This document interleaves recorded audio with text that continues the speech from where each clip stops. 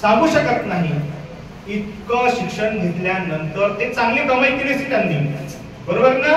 वकिलीचा व्यवसाय केला असता, न्यायमूर्ती झाले असते, जज झाले असते, काही दिवस त्यांनी लॉ कॉलेजमध्ये प्रिन्सिपल म्हणून राहिले, शासकीय लॉ कॉलेज मुंबईच्या.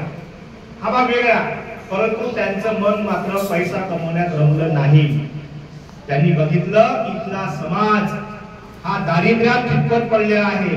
इथला समाज, इथली जनता असमानतेच्या अमानुष अत्याचाराखाली दबलेला आहे. यांना वर काढण्यासाठी आपल्याला काहीतरी करावं लागेल. या भावनेने प्रेरित होऊन त्यांनी मानव मुक्तीचा लढा दिला. कशाचा? मानव मुक्ती. मानवाला मुक्त करायचा आहे साखळदंडातून. कोणत्या साखळदंडातून?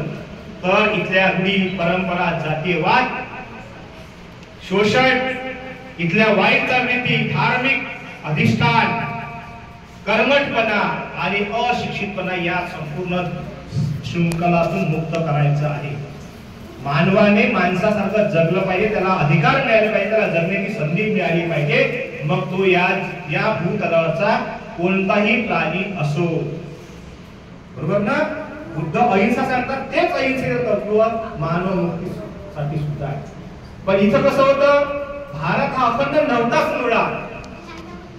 भारत देश आपला अखंड नव्हता, तुकड्या तुकड्यात होता. म्हणजे हा तुकडा माया, ह्या तुकडा त्याचा. मी सातवीत लेक्चर बोललाय, सातवीत नाही का मुली का बोललो ना मी, होता ना.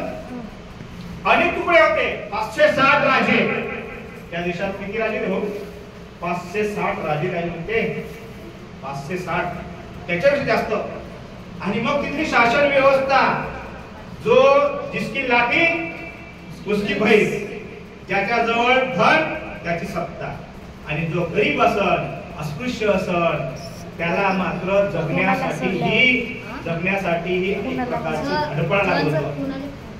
2 वेळचं जेवण, भाकरीचा